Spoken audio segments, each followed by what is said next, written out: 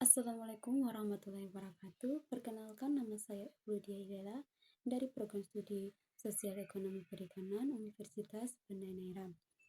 Dan pada kesempatan kali ini saya akan membawakan dua materi, yang dimana materi pertama yaitu tentang permintaan dan penawaran, sedangkan materi yang kedua yaitu tentang teori produksi.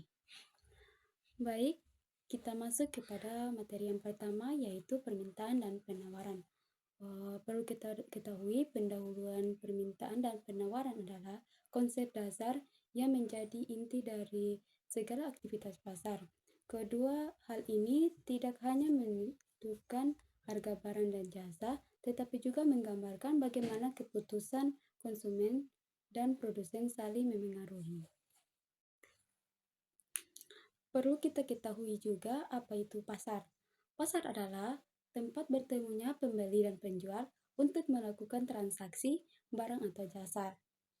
Pasar tidak selalu berbentuk fisik seperti pasar tradisional ataupun pasar supermarket, tetapi bisa juga dalam bentuk digital seperti marketplace online.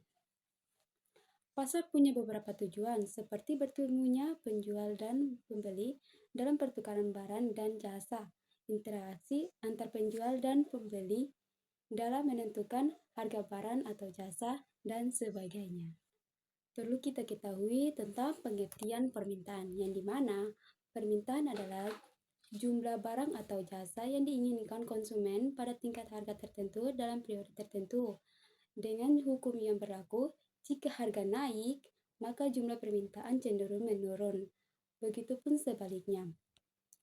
Adapun contoh, saat harga diskon, permintaan barang meningkat karena harga lebih terjangkau. Adapun pengertian penawaran yaitu jumlah barang atau jasa yang bersedia dan mampu dijual oleh produsen pada tingkat harga tertentu dalam periode tertentu. Dengan hukum yang berlaku, jika harga naik, maka jumlah penawaran cenderung meningkat. Begitupun sebaliknya. Adapun contoh penawaran yaitu ketika harga cabai naik, petani meningkatkan produksi untuk mendapatkan keuntungan lebih. Ada beberapa faktor penawaran. Faktor yang pertama yaitu harga barang itu sendiri, yang kedua biaya produksi, yang ketiga inovasi teknologi produksi, yang keempat kebijakan dari pemerintah, yang kelima harga barang lain, yang keenam ekspektasi harga di masa depan, yang ketujuh adalah jumlah produsen di pasar. Hubungan permintaan, yang dimana permintaan dan penawaran saling terkait untuk menentukan harga dan jumlah barang atau jasa di pasar. Hubungan penawaran yaitu yang pertama, jika permintaan lebih dari penawaran, maka harga cenderung naik atau barang itu langka. Yang kedua itu, jika penawaran lebih dari permintaan, maka harga cenderung menurun atau barang itu berlimpah. Yang ketiga, titik keseimbangannya yaitu terjadi ketika jumlah barang yang diminta sama dengan yang ditawarkan, menciptakan keseimbangan harga. Bisa kita terapkan dalam kehidupan kita sehari-hari, yang dimana pada saat permintaan tinggi, penawaran terbatas. Contohnya yaitu masker saat pandemi, permintaan meningkat tapi maskernya terbatas, akibatnya harga masker naik. Terus ada penawaran melimpah, permintaan tetap, yang dimana contohnya itu buah mangga melimpah di musimnya, namun konsumen tidak banyak sehingga harga mangga tersebut turun. Jadi dari contoh kedua itu kita menyimpulkan pada titik keseimbangannya yaitu harga besar yang stabil di hari biasa karena jumlah yang ditawarkan produsen sesuai dengan jumlah yang diminta oleh konsumen. Jadi kesimpulannya yaitu permintaan dan penawaran adalah dasar dari aktivitas pasar dalam ekonomi. Keduanya saling berinteraksi untuk menentukan harga dan jumlah barang atau jasa yang diperdagangkan. Ketika permintaan dan penawaran seimbang, terciptalah harga keseimbangan. Dengan memahami konsep ini, kita lebih bijak sebagai konsumen maupun produsen dalam menghadapi dinamika pasar. Baik, kita masuk pada materi yang kedua, yang dimana materi tersebut adalah tentang teori produksi. Dengan latar belakang dalam kegiatan ekonomi, produksi memiliki peranan yang sangat penting karena menjadi titik awal dari seluruh aktivitas ekonomi. Tanpa adanya proses produksi, tidak akan tersedia barang dan jasa yang dibutuhkan manusia untuk memenuhi kebutuhan hidupnya. Oleh karena itu, teori produksi menjadi salah satu konsep utama dalam ilmu ekonomi mikro. Perlu kita ketahui tentang pengertian teori produksi, yang dimana teori produksi adalah bagian dari ekonomi mikro yang mempelajari hubungan antara input atau faktor produksi dan output atau barang atau jasa yang dihasilkan dalam suatu proses produksi.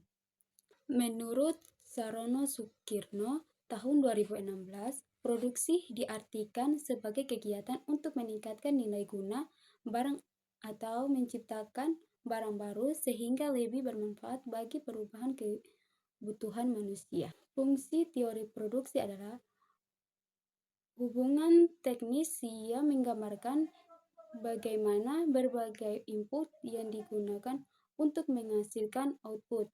Dengan kata lain, fungsi produksi menunjukkan hubungan kuantitatif antara jumlah input yang digunakan dengan jumlah output yang dihasilkan dalam suatu proses produksi tertentu. Adapun jenis-jenis produksi, yang pertama yaitu fungsi produksi jangka pendek, yang dimana dalam jangka pendek terdapat setidaknya suatu faktor produksi yang bersifat tetap, misalnya modal atau tanah. Fungsi yang kedua yaitu fungsi produksi jangka panjang, yang dimana dalam jangka panjang semua faktor produksi bersifat variabel, artinya produsen dapat menambah atau mengurangi seluruh input yang digunakan. Ada beberapa tujuan analisis fungsi produksi. Tujuan yang pertama yaitu untuk mengetahui bagaimana perubahan input memengaruhi output. Sedangkan tujuan yang kedua itu untuk menentukan kombinasi input dan yang paling efisien dalam menghasilkan output tertentu. Yang ketiga, untuk membantu produsen dalam mengambil keputusan produksi seperti jumlah tenaga kerja yang harus digunakan atau besar modalnya yang diperlukan. Yang keempat yaitu untuk memahami tingkat produktivitas dan efisiensi dari faktor-faktor produksi yang digunakan.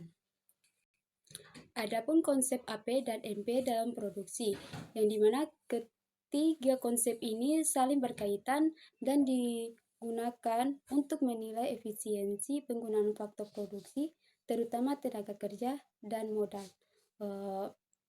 Konsep yang pertama yaitu produk total, yang kedua produk rata-rata, yang ketiga produk marginal. Skala produksi, yang dimana skala produksi adalah perbandingan antara penambahan faktor-faktor produksi dengan hasil produksi yang diperoleh. Dalam jangka panjang, semua faktor produksi dapat ditambah atau dikurangi sehingga perusahaan dapat menentukan skala usaha yang paling efisien.